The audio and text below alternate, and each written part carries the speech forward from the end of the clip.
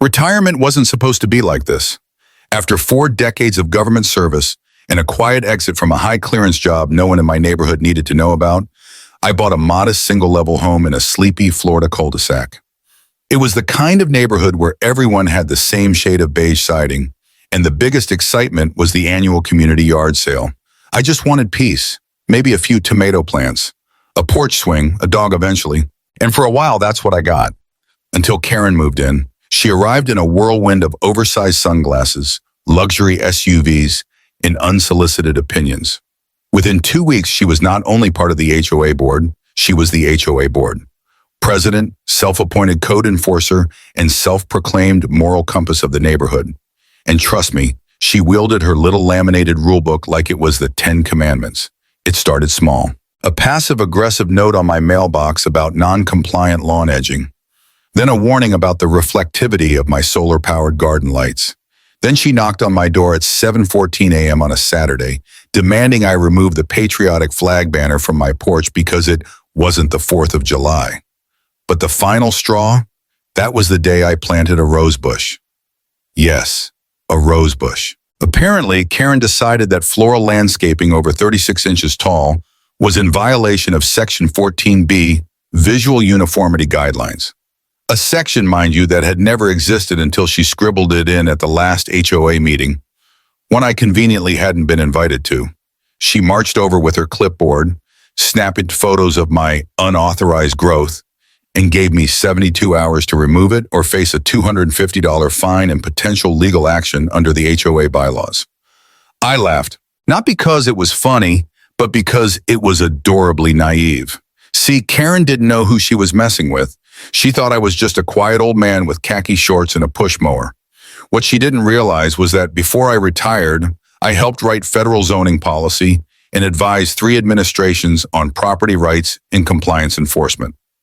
I know what a real bylaw looks like. I also know how to bury someone in paperwork without ever stepping foot in court. But I played along.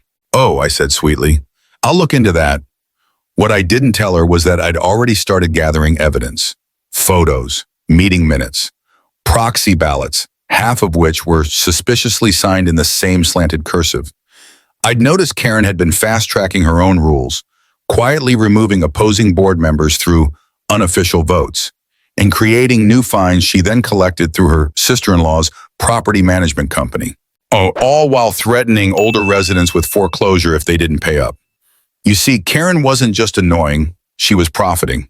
And thanks to a little tool called the Sunshine Law, along with some old friends still working in state compliance, I was about to shine a big, blinding light on every shady thing she'd done. But first, I needed her to dig her own grave just a little deeper. So I waited. And sure enough, a few days later, I caught her on my security cameras walking onto my lawn, again, pointing, barking into her phone, gesturing at the rose bush like it was a national threat. That's when I made the call. The next morning, as I stood sipping my coffee on my front porch, Karen stormed up in her usual fury, wagging her clipboard like a sword.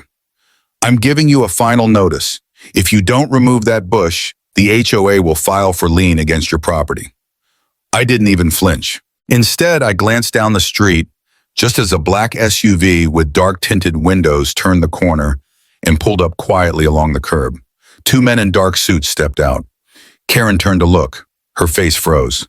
And that's when I said, very calmly, "Actually, Karen, I think you might want to step off my property."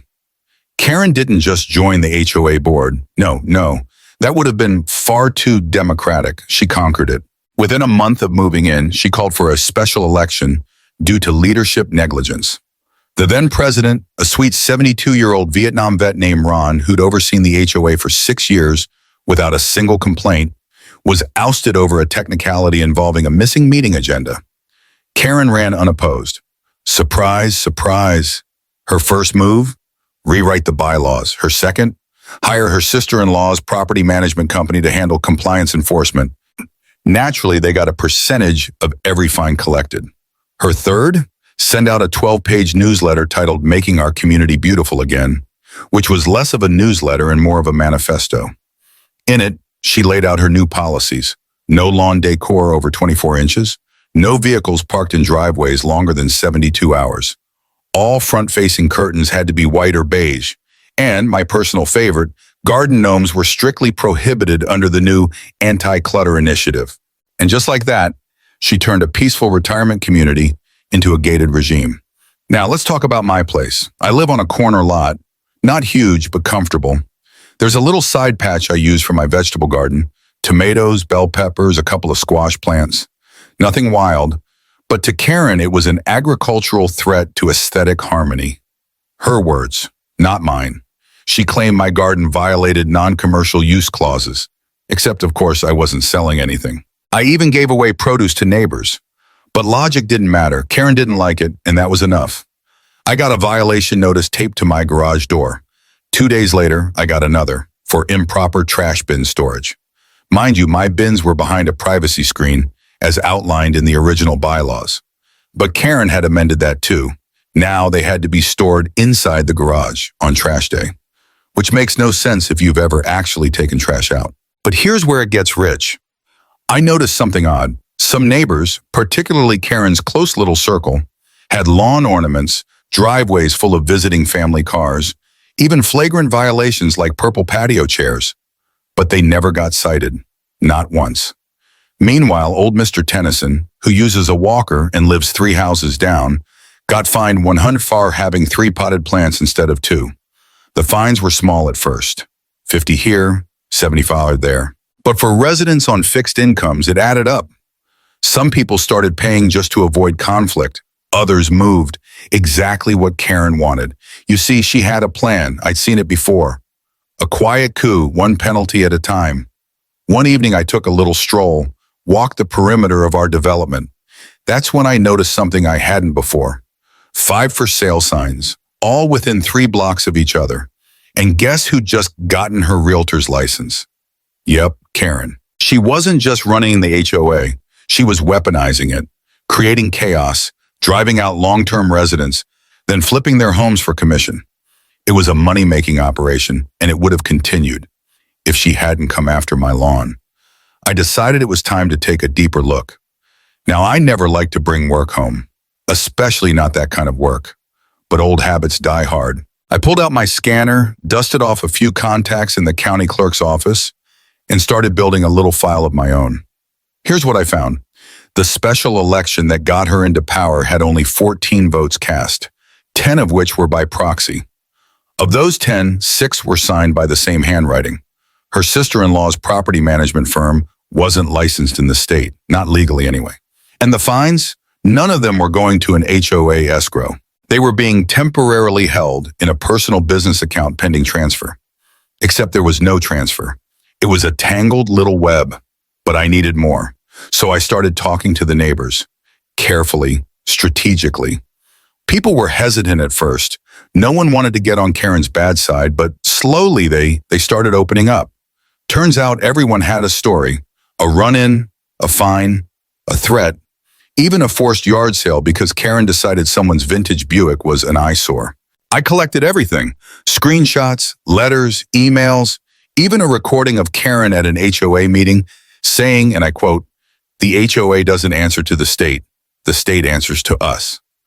By the time I was done, I had a file thicker than a Florida summer humidity report. Still, I waited, because I knew Karen wasn't done. Sure enough, the next week, she showed up with a camera in hand, filming my front yard like she was prepping for an expose. "I'm submitting this to the county," she snapped. "That shed is half an inch over the fence line. We'll see how long you keep that up."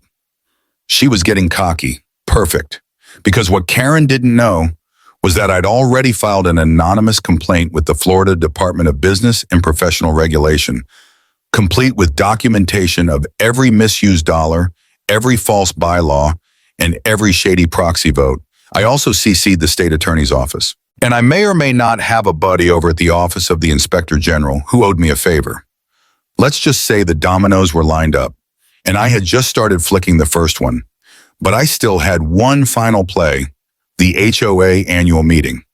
Karen, of course, was planning a grand spectacle. She'd sent out official-looking invites with a fancy letterhead and even reserved the local rec center. The agenda? Upcoming policy changes and community reforms. Translation: more rules, more control.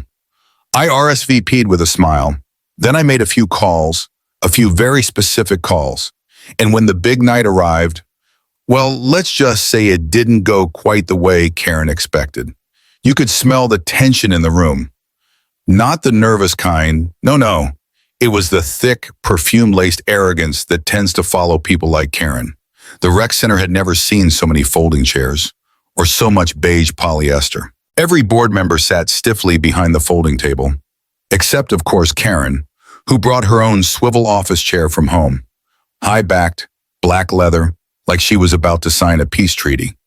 She tapped her acrylic nails against her clipboard, eyes scanning the room like a hawk circling over roadkill.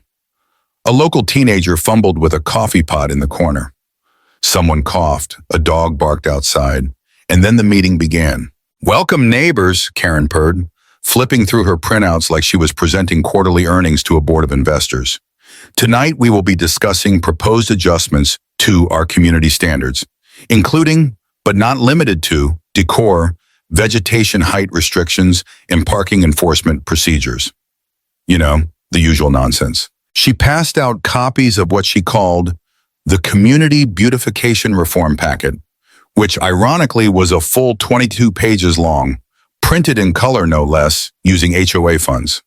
Page 1, Mandatory Lawn Uniformity Standard, meaning everyone would now be required to match turf grass height within a 1/4 inch variance. Page 6, a clause allowing immediate towing of non-compliant vehicles, including cars with visible bumper stickers, decals, or sun visors. At page 14, a $35 monthly community aesthetic contribution fee. Translation, more money in Karen's pocket. She read each proposal like a bedtime story until I raised my hand. "Mr. Henderson," she said, pursing her lips like she'd swallowed vinegar, "I'm sure you'll have your usual objections, but let's try to be constructive tonight." "Oh, I intend to be," I smiled. "In fact, I've brought some materials of my own to contribute." That's when I reached into my leather folio and pulled out a thick manila envelope. I handed it to the man sitting next to me, Tom, a retired postal worker and one of the few who still had a spine in this neighborhood, and told him, "Pass it down, would you?" He did. Karen frowned.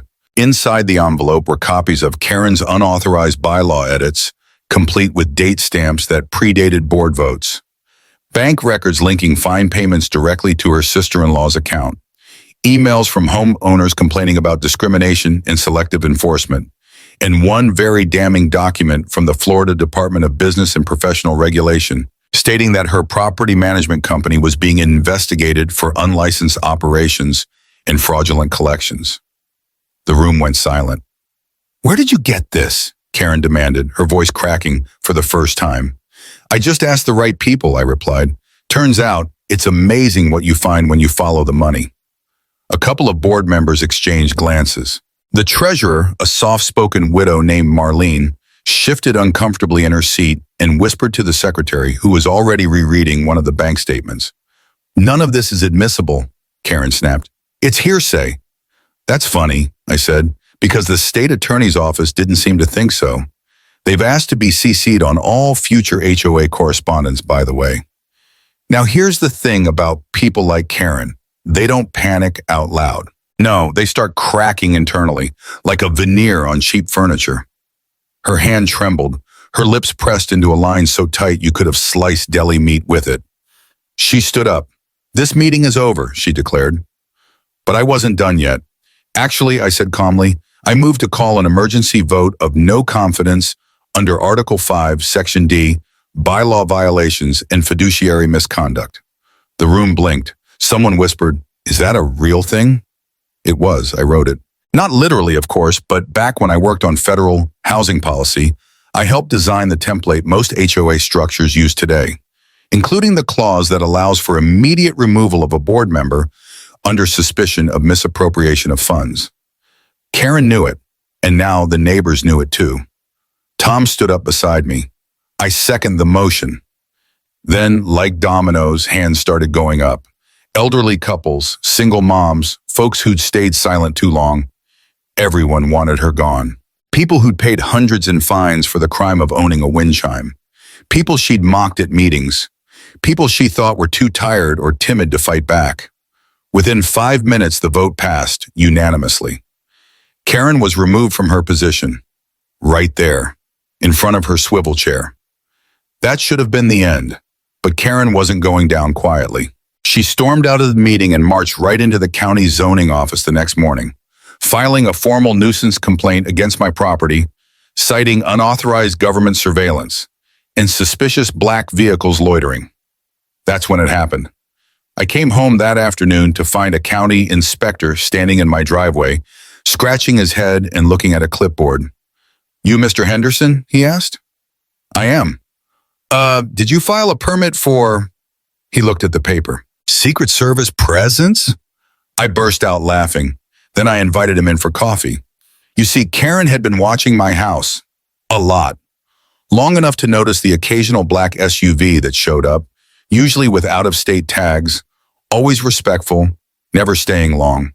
What she didn't know, and what made this whole thing so perfect, was that my son-in-law works for the United States Secret Service. He visits every other Sunday for dinner. That's it. No conspiracy, no covert operation. But to Karen, it was proof of some deep state neighborhood surveillance plot. Naturally, when the inspector called the license plate in, it came back flagged as federal, which triggered a cascade of red tape Karen wasn't prepared for. She didn't just poke the bear, she poked the bear in front of a camera crew.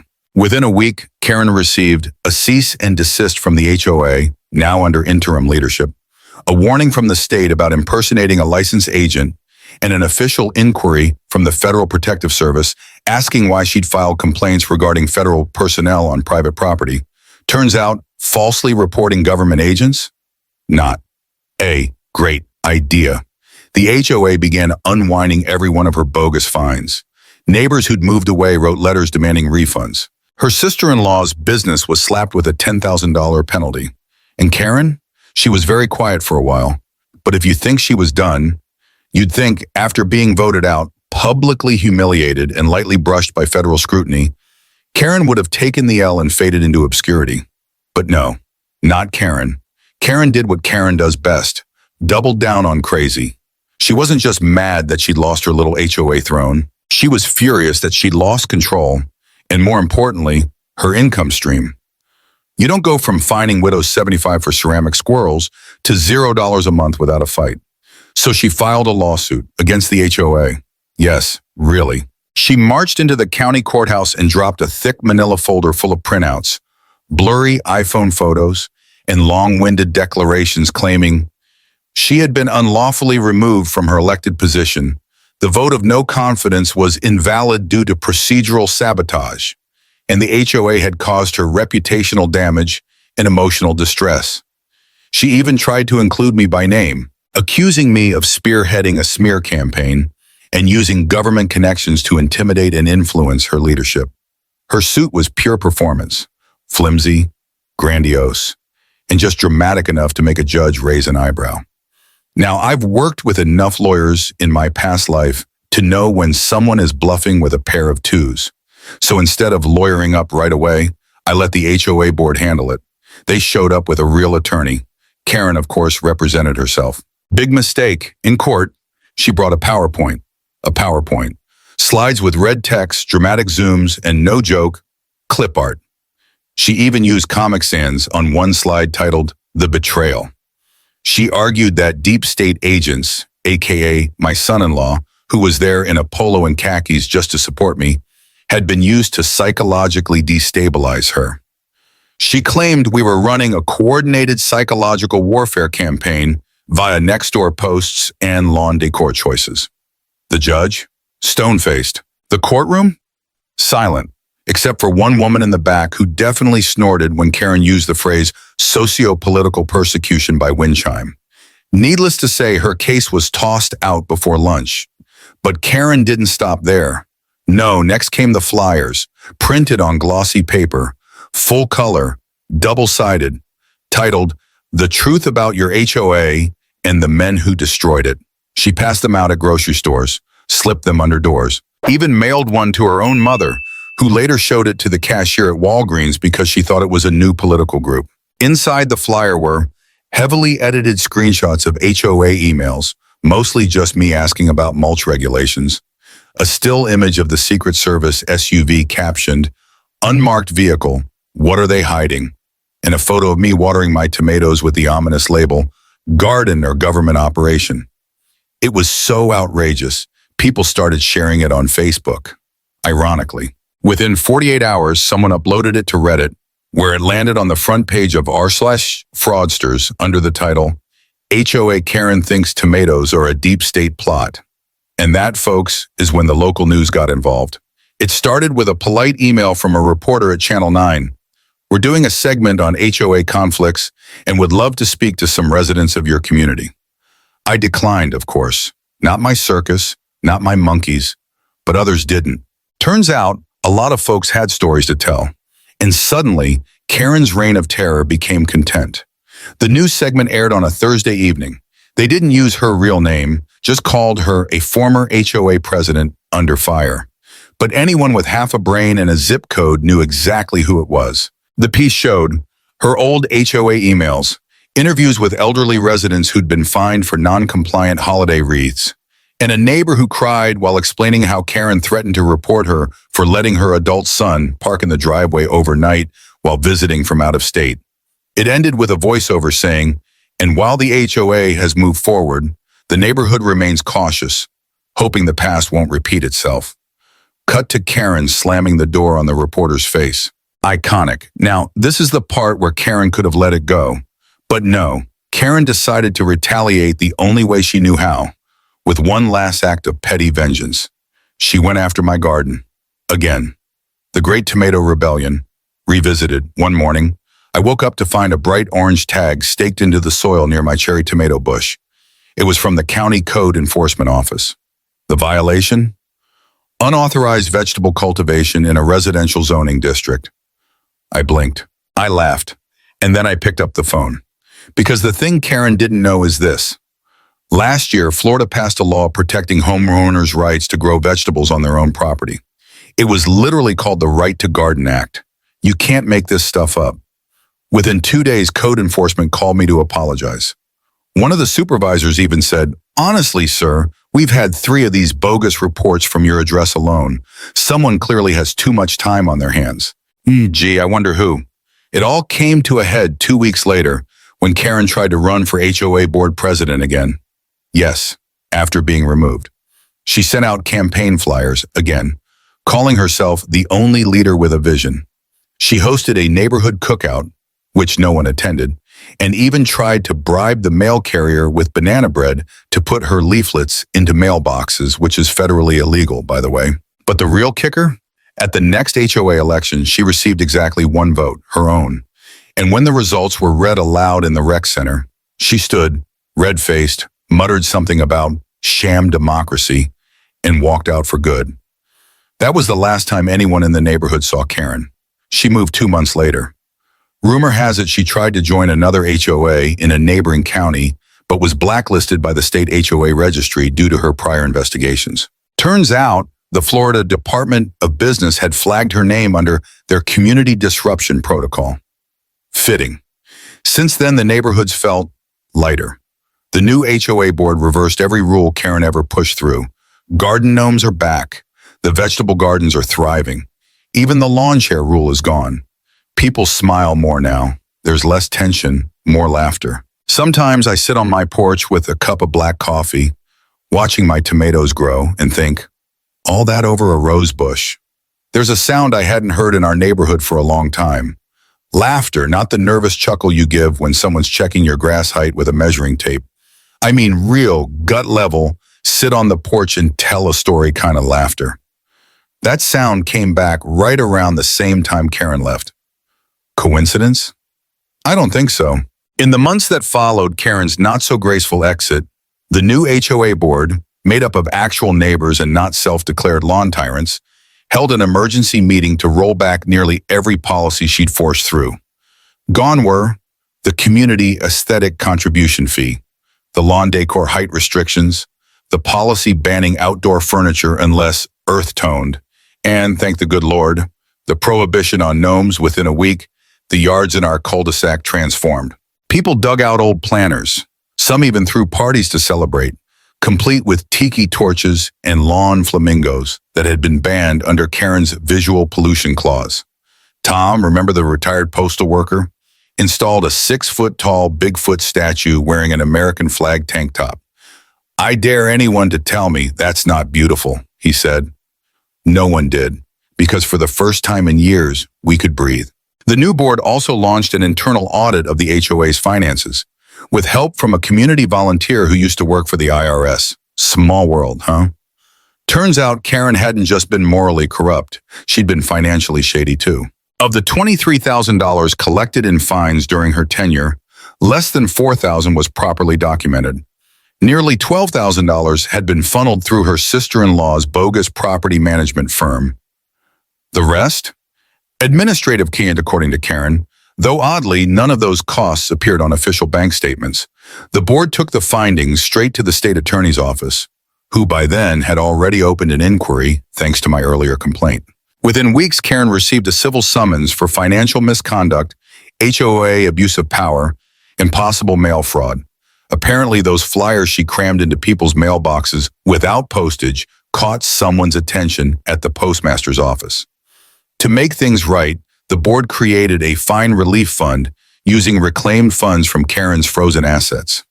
Residents who'd been unfairly charged could submit claims with copies of violation letters, and many got partial or full refunds. Some even received formal apologies. And let me tell you something, watching old Mrs. Dorsey tear up while holding her $150 refund check, money she thought she'd never see again, was more satisfying than anything I could have dreamed up in a courtroom.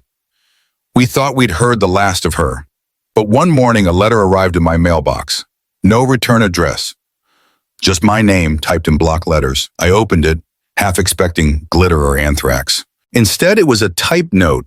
"I hope you're happy. You ruined everything I built." Signed only K. No apology, no remorse, just pure, undiluted bitterness. I stared at it for a long time. Then I folded it neatly, walked outside, and used it to start my compost pile. Fitting, I thought. Without Karen breathing down our necks, I finally had the time and peace of mind to expand my garden. I added 2 more raised beds, some lavender along the fence, and even installed a drip irrigation system with timers. Because as I told Tom, nothing says retirement like automated watering. Neighbors started stopping by again. Some would linger, chat, ask about tomatoes, bring cookies. One day the kid from down the block, Ben, maybe 11 or 12, walked up and asked if I'd teach him how to grow peppers. "Sure," I said, "but only if you're okay with spicy ones." He grinned like I'd handed him a golden ticket. And just like that, community started growing again. I've had a lot of time to reflect since all this went down. People ask me, why didn't you just move? Why fight? And the answer is simple. Because people like Karen don't just want power, they want surrender. They count on you giving up, backing down, saying it's not worth it.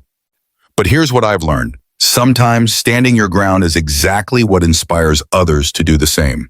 Bullies thrive on silence until one person decides to speak louder. And when you shine enough light on the darkness, wow, the roaches scatter. You don't have to be a lawyer or a federal compliance expert to do it. You just need patience, receipts, and a little bit of strategic gardening. A few weeks ago, the HOA held its annual spring social, a potluck this time. No clipboards, no rules about what kind of folding chair you could bring. Just good food and better company. Someone brought a karaoke machine. Tom sang Johnny Cash. I brought cherry tomatoes stuffed with goat cheese. Big hit. As the sun dipped below the trees and the string lights flickered on, someone tapped me on the shoulder. "Hey, Henderson," they said. "Thanks for not letting her win." I didn't know what to say, so I just nodded. Then I looked around at our little block of suburbia, not perfect, but finally ours again, and thought, yeah, this was worth it. I've thought a lot about what drives someone like Karen. Maybe it's a power complex. Maybe it's boredom. Maybe it's decades of unresolved control issues wrapped in seasonal yard decor. But here's the thing, HOAs weren't built to be kingdoms. They were meant to be communities. They're supposed to keep the sidewalks clean and the streetlights working, not to enforce personal vendettas about wind chimes and flower colors. Yet somehow, people like Karen always find a way in. They sniff out vague rules, exploit the quiet folks, and count on fear doing the rest. And for a while it works, until it doesn't. Because here's the lesson every Karen, past, present, and future, needs to understand. You don't win a neighborhood by controlling it. You win it by being part of it. And when you start treating your neighbors like peasants in your personal HOA fiefdom, don't be surprised when the peasants organize and vote you out of your castle. As for the rest of us, the ones who just want to garden in peace, hang a flag, or sit in a creaky old lawn chair with a cold glass of iced tea, don't give up. Don't let the clipboard warriors scare you. Document everything.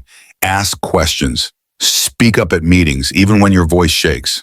Because one Karen with a fake title is loud, but 10 quiet neighbors with facts, that's unstoppable. I've got no regrets. Not for the roses, not for the security cameras, not even for the homemade flyer I put in my window that said, "Gnome Sweet Gnome, HOA approved now." Would I do it again? In a heartbeat, with more tomatoes this time. Have you ever dealt with a Karen? Was it your HOA president, your neighbor, or someone with way too much time and a laminated binder of rules? Drop your wildest HOA or neighborhood story in the comments. What would you have done differently? Or if you've ever taken down a petty tyrant of your own, tell us how you did it. Let's keep this community going, the kind where laughter is louder than fines, and the only thing growing faster than the drama is your garden.